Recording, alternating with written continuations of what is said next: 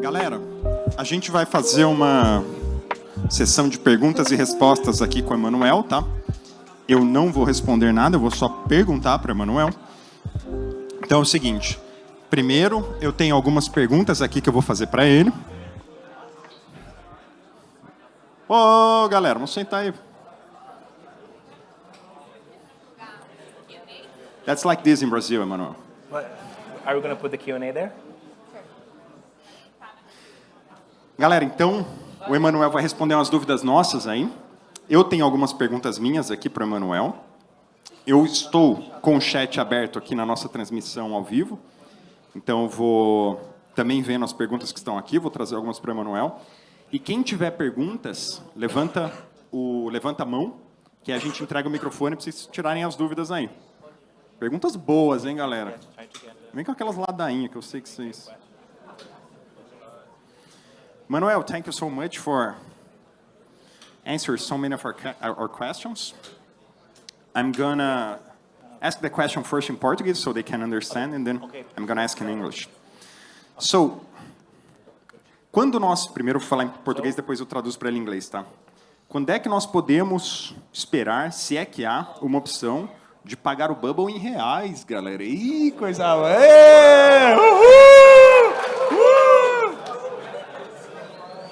Melhor vai ser se ele falar que não vai poder, aí vai ser ótimo.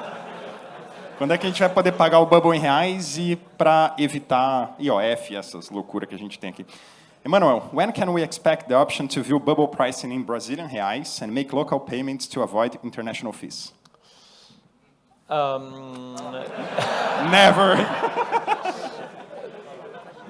No, I mean, I'm not going to commit to an actual date right now, but it's something we'll look into. I was recently made aware of the additional costs that people incur when they have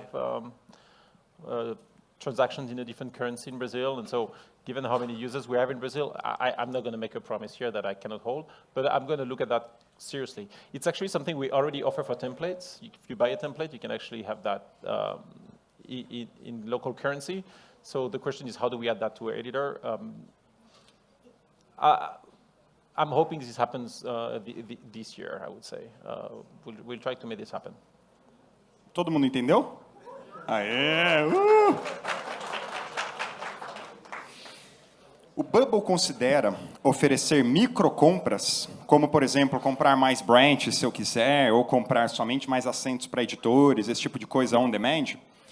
Is Bubble considering offering micro purchases, such as buying additional branches or editor seats on demand?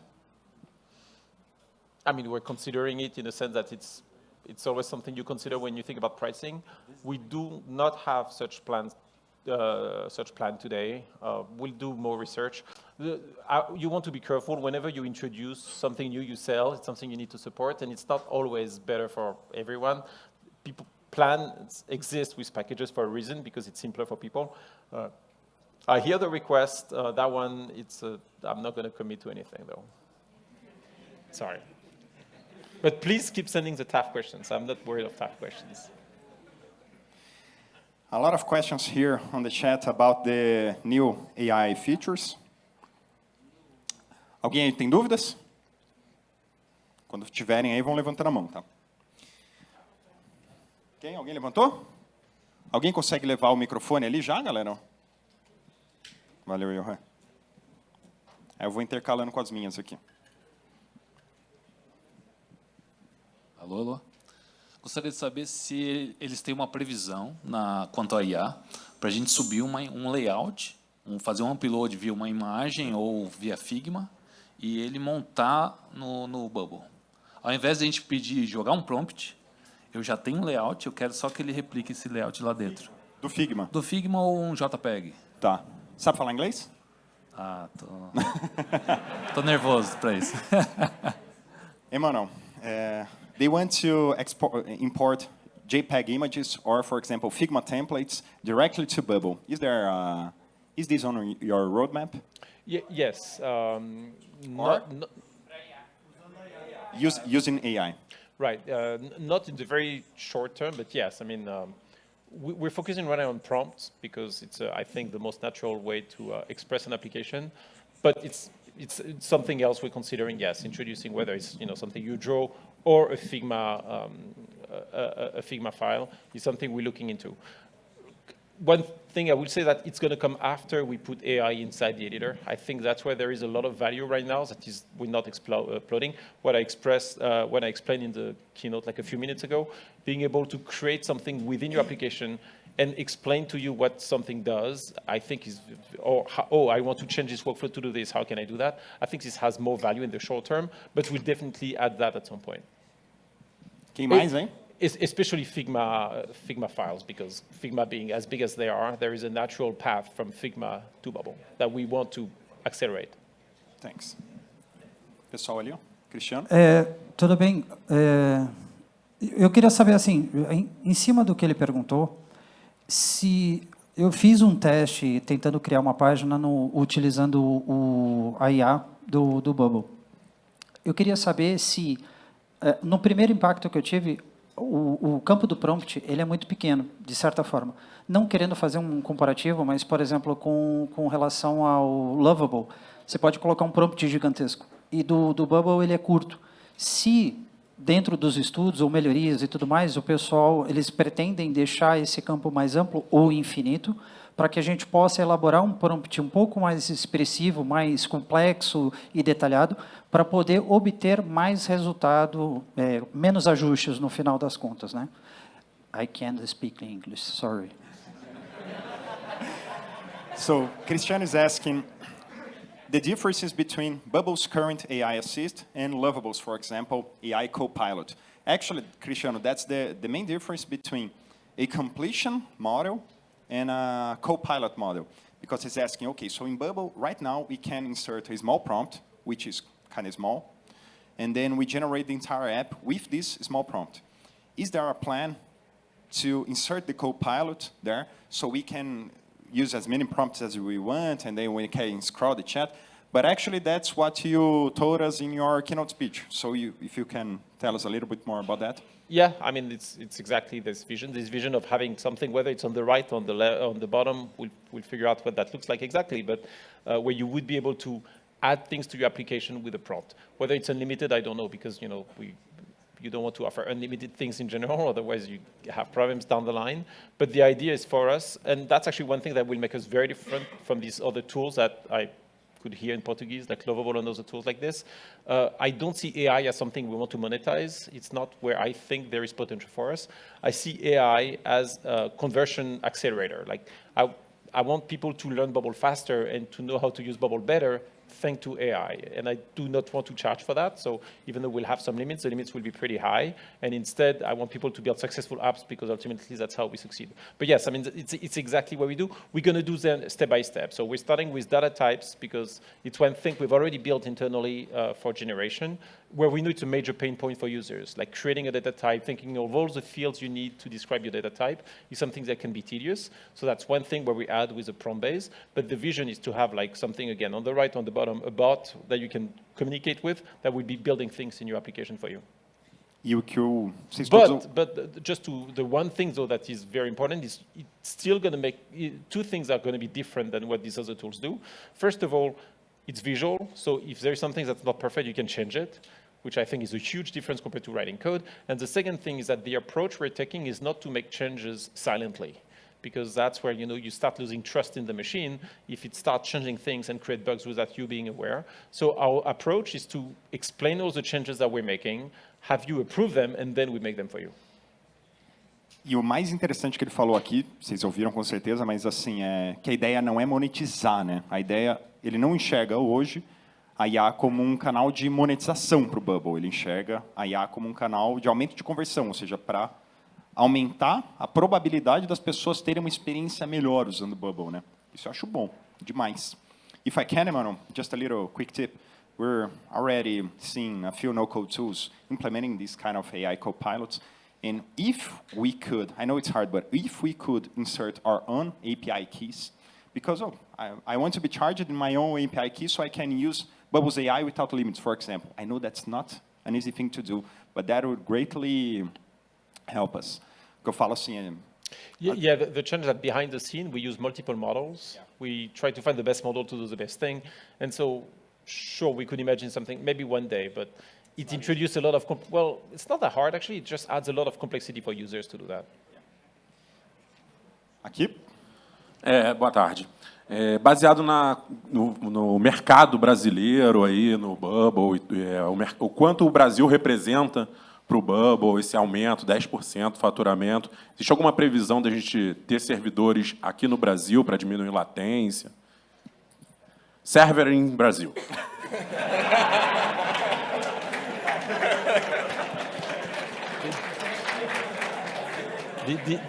Did I understand that right? Yeah. Yes, all right. All right, so I basically speak Portuguese now.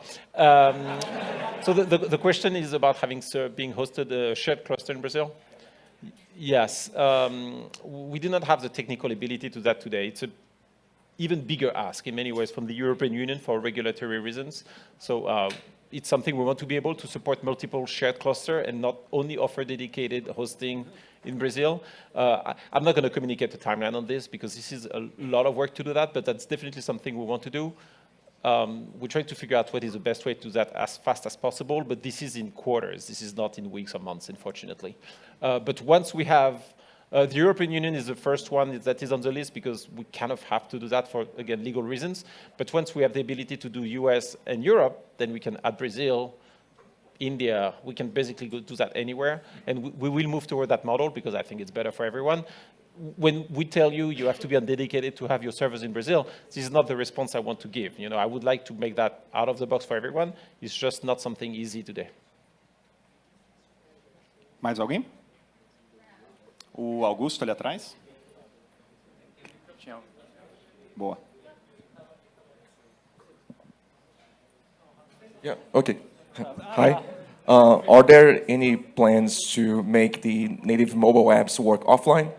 I see the reason today we use other tools for this, so maybe if Bubble could have that all in one place, that would be really great. Thanks. Yes, we are working on offline support, definitely. It's something we'll improve over time because there are multiple ways to think about offline. But first of all, applications, when you're offline, should not crash. And we'll be adding things so that you can queue workflows that haven't been run so that they start running as soon as you have a connection. That's definitely one of the key things that has been taking us quite some time because it's complicated, but something we're very excited to launch soon. O pessoal do chat aqui na internet está me pedindo para traduzir para português, que eles estão sem a tradução que a gente tem aqui, né? Então, assim, o pessoal perguntou sobre o funcionalidade offline no editor do mobile nativo. E o Emanuel respondeu que sim, ainda não nessa primeira edição, mas sim, com certeza está no roadmap deles, tá? Aí o Augusto agora, né? I'll try to make the question in English. So I was going to ask if there are any plans... Mais perto, Augusto, encosta mais. If there were any plans to implement a JSON type on the data, or data type JSON on Bubble to make it a bit easier for us to manage complex data in some, well, table columns or something like that. But now I see that that's not the focus because we want to simplify things for the user, for the developer. But are there any plans for Bubble to make possible for more heavy users like myself that know a bit of the traditional code of high code, aside from plugins, to deal with this more complex data without using, for instance, the API connector? Because that's how we manage the JSON types today. It's a meaty question. First of all, when we say we want to simplify the product, we're not trying to remove some functionality. We're trying to make the product easier to learn because, and I'm actually glad you asked this question because I can make that point. Ultimately, even for power users, it's better when the product is easier because that means more Bubble users will exist in the world, in Brazil in particular, which means more customers for people offering Bubble services. So when we simplify the product, it's actually good for everyone. I think it's important for people to keep that in mind because often I hear, oh, you're doing that for new users, but I'm a power user that don't need that. Well, actually, no, you do need that. It's an indirect effect that will have a much bigger effect on your business than you expect at first. Now, we have limited resources and we cannot do everything at the same time. So yes, the focus right now is to try to make the product easier to learn and faster to get to that moment where people are hooked. Everybody here, I assume, if you're here, are pretty hooked and say, you know what the Bubble value is.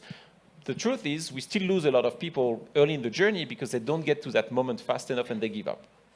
Now, for that particular feature, I've had that request a few times, not very frequently, to be honest.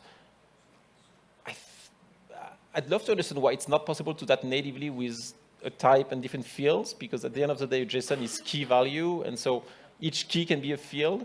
So there might be something I'm missing. I'd love, if you want to reach out after and explain to me why it would make a difference, I'd love to hear. I wouldn't say we would build it immediately, because, as I said, we have limited resources. But there is something here that I'm not sure I fully understand, and I'd love to have more detail. Our approach, and that has been our approach for the last 13 years, is that if we find a feature that allows people to do much more without making the product much complicated, we usually do it. Now, I'm not going to say it's going to be next week. It might be, in a few months. But for that particular one, I need to understand better what the ask here is, because I'm not, and we should take that offline, because I'm not sure I fully understand it. Yeah. O Augusto perguntou sobre ter uma estrutura JSON mais clara, assim, mais intuitiva, talvez, para a gente conseguir fazer manipulações melhores de dados, quando a gente puxa uma API, por exemplo, né? O Emanuel falou, olha, a gente está sempre tentando se equilibrar entre o tipo de recurso avançado, mas também o que facilita mais o uso da plataforma, ou seja, o que faz as pessoas começarem e terem mais sucesso com Bubble, assim. Mas ele falou, cara, eu gostaria de entender melhor o teu ponto de vista do porquê que isso melhoraria a jornada do desenvolvedor. Aí depois o Augusto vai explicar melhor aí. Quem mais estava com dúvida? Atrás do Caio? Vai lá. Hi, thank you for your time. My question is about native mobile apps pricing. I've heard that it's something considering about $69 per month and without increasing workload units. So my question and my asking here is about considering price parity for Brazil and Latin America and all the rest of the world, and especially if you consider that a new channel and a new mobile app is going to increase usage for end users. You can also increase your revenue by increasing workload units, so you don't have to charge double the pricing for web apps. I said ask tough questions. I'm glad they're coming. Well, I'm not going to comment on the number because nothing is finalized yet. I'm not sure where you got that number, but I'm not going to make any comment on that. So I guess I'll address the purchasing parity question because I cannot talk about mobile pricing right now. Nothing is set. I know it's complicated for some regions of the world because of some microdynamics, economic microdynamic aspects that mean that some currency are going up and down. It's the euro. I'm from Europe. The euro went very weak for some time. It's getting stronger for some reason. The problem is for us, we're a US-based company with our cost basis in US dollars, and it's difficult for us to absorb that at our scale. And in fact, when I look at, I actually did a little bit of research before I came here, Microsoft Office is not really having a different pricing for Brazil or other countries. ChatGPT is going to be the same price everywhere because we all have the same challenge, which is our cost basis is in US dollars. I think offering things in the local currency, my understanding is that it's actually something that basically some banks are making money here. If you get some charges in US dollars, that's something that I want to try to address because my job is not to make the bank richer. And so if I find a way so that it's just smoother for people here to use, I will do it. Purchase power adjustments, frankly, today that would be very dangerous for the business to do this because it would expose us to some risks that ultimately might endanger the financial health of the platform, and that's the last thing we want for anyone, I think. Perguntaram sobre o preço do mobile, né? O Emanuel não sabe ainda, eles ainda não têm definição de quanto que vai ser o preço. Eu também não tinha esse número de $69 aí, eu não sei de onde veio. De onde? Qual que é a fonte, você sabe, Caio? Também não sei, we don't know the source of the $69 also. But, e aí ele falou que eles ainda não têm definição, e aí perguntaram sobre paridade, consegue fazer algum preço menor assim no Brasil? O Emanuel explicou que é muito difícil, porque todo o custo deles é em dólar, né? Então, se eles vendem isso em reais, eles meio que estão comprando um risco Brasil, ele acaba dificultando a própria operação interna deles, porque eles estão pagando as coisas em dólar, né? Como que eles vão receber em reais. Então, assim como o ChatGPT, assim como o Microsoft Office, que não tem também planos mais baratos necessariamente no Brasil, o que eles estão fazendo é botando pagamento em reais, que aí pelo menos a gente não paga IOF, a gente não precisa arcar com câmbio, esse tipo de coisa. Como ele falou, né? A ideia não é deixar os bancos mais ricos, nem o governo, né? A ideia é ser justo. There's a question here that people are asking in the chat, and I also have, Manuel, which is the following.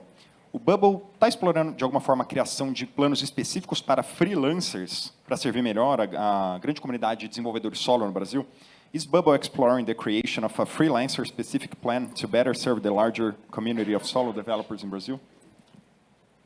I mean, we have an agency plan. Maybe it's a poor name, and when we say agency subscription, people don't think they can use that alone, but we have a lot of freelancers around the world that use that subscription to build apps for other people. So I'm not exactly sure. If there is another ask here of something we need to change, I'd love to hear about it, but effectively we already have that. It's just called agency plan. Maybe it's a poor name, and we need to change that name, but we do have, you can use that on a one-person team.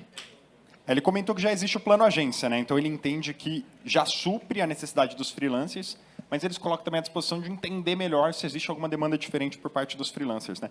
Emmanuel, I don't know why, but there are like 15 people asking about the editor in dark mode.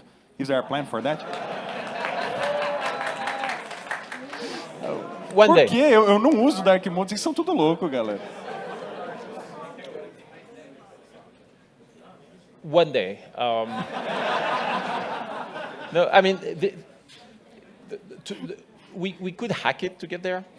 We don't want to do that. We want to offer people the option to toggle it. And to do that, we need to modernize a few parts of our interface and change our tech stack, which is why we're making changes to different tabs one by one. And so once we'll be done with that, yes, we'll offer that. Trust me, my design team is really excited about that. Like, designers want to introduce that. It's just, if we want to do that in a clean way that is toggable, it takes a little bit more work, but one day. To be honest, though, I don't think this is the most impactful thing we can do to ensure that applications built on Bubble thrive and succeed. Antes de passar aí, deixa eu só fazer uma pergunta que é boa aqui, ó. Se existe plano do Bubble de elaborar mais materiais, documentação, prova de certificação em português, tá? Deixa eu perguntar isso para ele. When can we expect core onboarding materials, documentation, and certification exams to be available in Portuguese? If we can do so. I mean, one day, yes. I'm not sure, yes. We started a new thing with AI, actually, which is now you can send us an email in Portuguese or Spanish or French, and we respond to you in Portuguese. And our team works in English, and we just AI have translating that on the fly. So this is the first step for us in getting more localized, something that is easier to do because it doesn't involve product changes. But so we're going there because the part of the United States in our revenue and the English-speaking world is actually going down. So we're going to be adjusting, and I would love at some point to have an editor fully in Portuguese. Just going to take us a little, probably have to wait after dark mode to get there, but we'll get there at some point. In terms of documentation, onboarding, this type of thing, I mean, I think what you do, what other people do in France or other countries, in some ways supplements us very well. Like, I don't think the biggest need that we have is to have documentation and education material in Portuguese, because people do that here locally, same in France, same in Spanish. So it's not necessarily the most urgent thing I'm thinking about, but one day we will, because I want to be a global company, and at some point I don't want the language barrier to be a friction. When we see opportunity to that easily with support, we do. Changing the editor is a lot more work, though. Aí ele fala que eles já implementaram iniciativas como, por exemplo, hoje o suporte responde em português a gente, porque eles já conseguiram associar uma IA ali para ter uma resposta muito boa, né? Embora o time deles trabalhe em inglês, mas eles respondem em português. Sobre documentação, esse tipo de coisa, ele fala, cara, bem francamente, assim, não está no nosso foco, por quê? Porque a gente já tem, vocês, tantas pessoas criando bons conteúdos já em português, em espanhol, em francês, em outros idiomas, assim. Mas é uma tradução também lazarenta, né? Aquilo ali é uma vergonha. Então, eles não colocam isso como prioridade. O que ele falou do hack, né? Atrás do Caio tinha mais uma pessoa para fazer a pergunta? Mais duas? Acho que ele estava antes ali, ó. Quem? Então, bora. Ok, pessoal. Minha pergunta, eu vou fazer português e inglês, relativa a pessoas que trabalham dentro das empresas, grandes empresas, que não são desenvolvedores, né? Essas empresas, como o Renato começou ali com problemas de processos e desenvolveu uma aplicação. Então, minha questão é, hoje as pessoas trabalham com Excel, com Google Forms, para fazer algum tipo de automação. Então, eu queria saber qual é a visão da Bubble em suporte para esse tipo de pessoa, para esse tipo de profissional, que não é um desenvolvedor de agência e tudo mais, mas quer desenvolver pequenas soluções dentro dos departamentos deles. So, my question is about, as Renato told on the beginning, he solved some problems in company with Bubble, control proxies, okay? So today we have many people working with Excel. It's not useful to have data together. You need to send the sheet and receive again. Google can work online, and many people work together and share information. You can take some automation, but Bubble solve it too. So how the vision of Bubble to support this kind of people inside the companies, developing small solutions for each department. You believe you have a kind of special support for this market. So think everyone work Bubble inside the companies as they use Excel and Google Docs. This is a point. Yeah, so I think the question is about Bubble usage inside large organizations where you're going to have a lot of developers creating applications for themselves and their teams internally.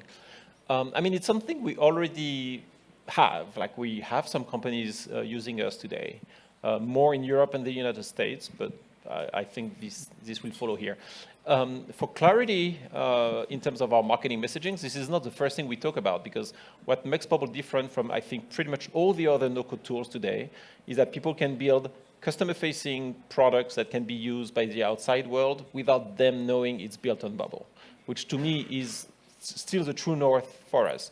I want you all to be able to create an application that is used by millions of people, and these people cannot know that it's built on Bubble. They can feel like it's the same as it were built with code with an engineering team.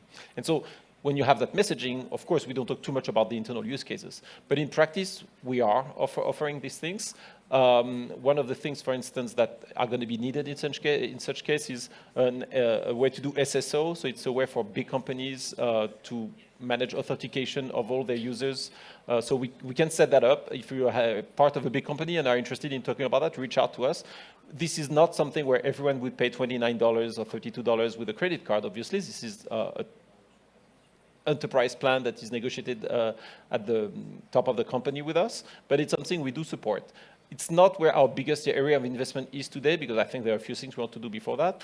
But the thing is, if we can deliver our promise, which is you can build a customer-facing product on top of our platform and people cannot see that it's built on Bubble, you can definitely build internal tools, because the bar is actually much lower to build internal tools. And some of our enterprise competitors, that's what they do. It's great businesses, but the product they deliver are actually not that good of an experience, because you pay your employees to use that product, and it's not what we do. But we definitely have the capability to do great products there.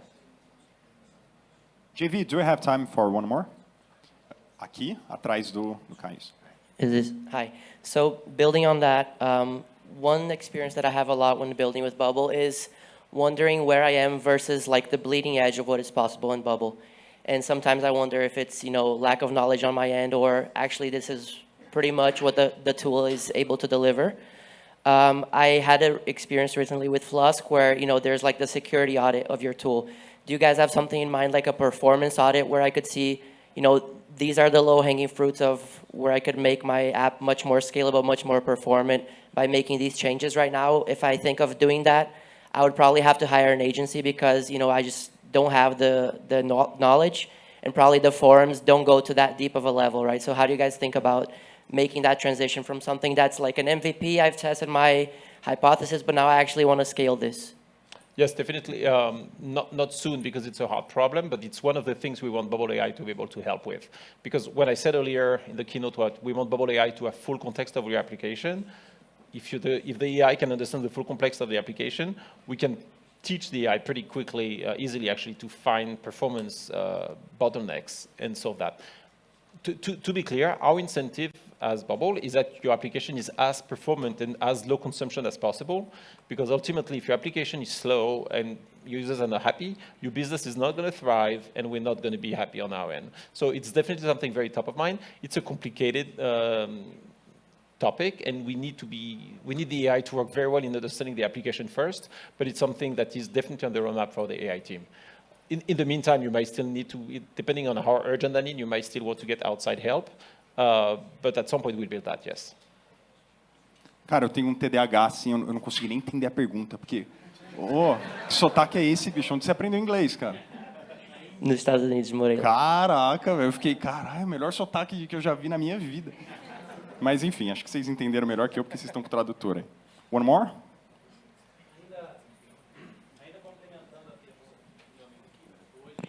Tá com o microfone aí? Fala alto, fala alto. Ainda complementando a pergunta do senhor aqui, eu hoje estou representando aqui uma empresa, o Grupo JFC, a gente fatura 900 milhões por ano em verdura.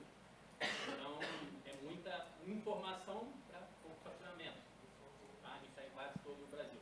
A minha pergunta é a seguinte, o Bubble, ele tem alguma... planeja algum relacionamento com grandes players do mercado, por exemplo, SAP, TOTOS, Power Automate, esse tipo de coisa? Isso hoje na empresa que eu trabalho, tem um aplicativo grande em Bubble, rodando no Brasil, mas isso faz falta. Então existe algum planejamento do Bubble em integração com grandes players como esse? Integração nativa, se diz assim, né? Emmanuel, he works for a billion-dollar company here in Brazil. And he's asking about native integration with TOTOS, Salesforce, SAP, for example, and this kind of great ERPs. I mean, I don't know what we call about native. If native means built by Bubble, it's not on our short-term or middle-term roadmap. However, I think the API connector or building the plugins lets you to go. So you would probably be able to do the same thing we would do ourselves with the API connector or plugin. I've seen many people integrate with Salesforce in particular as an ERP. Salesforce as an ERP, and that was working pretty well. It's more work to do, but you're not bottlenecked by us. Actually, it's about just doing the work and adding all the API calls that you need. But I don't see anything that wouldn't be possible to build today as a plugin. Ele fala assim que não está hoje no foco da equipe deles colocar muitos engenheiros, criando integrações API, porque ele entende que isso pode ser criado por nós mesmos ou pela comunidade de forma geral, né?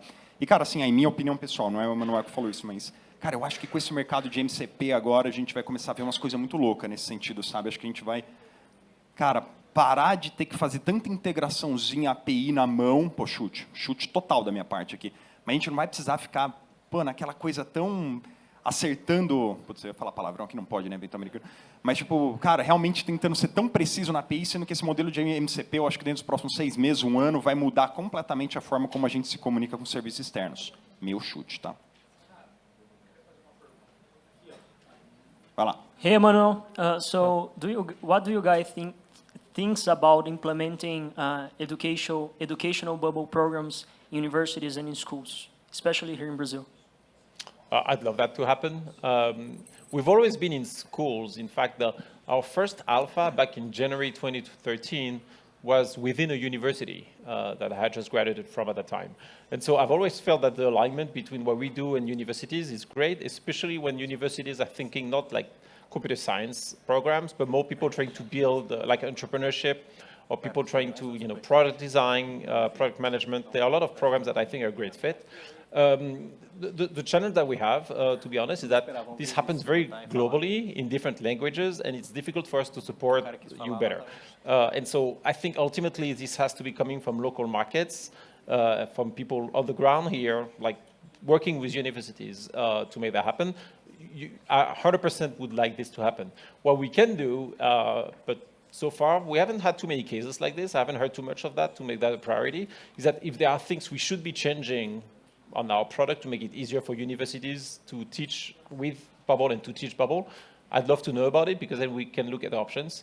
The fact is our free plan is very generous in terms of what you can do with it, and so often people just use the free plan, and that is working fine for teaching purposes. But if there are other things that you think if we change something, it would accelerate adoption within universities, I'd love to hear about it, because this is very, very mission aligned with us. E aí perguntaram sobre iniciativas educacionais, se a gente conseguiria ensinar Bubble em escolas, esse tipo de situação, né? E aí o Manuel falou, muito difícil para a gente conseguir fazer isso, embora seja um sonho nosso. Mas, então a gente conta muito com a comunidade mesmo em conseguir fazer esse tipo de coisa, né? Pô, e a gente tem professores da FATEC aqui ensinando Bubble em graduação e tudo, mas o que o Bubbles coloca à disposição é muito assim, cara, se vocês precisarem de algo do Bubble, que a gente possa mudar e melhorar no produto para ajudá-los a implementar essas iniciativas, a gente está à disposição.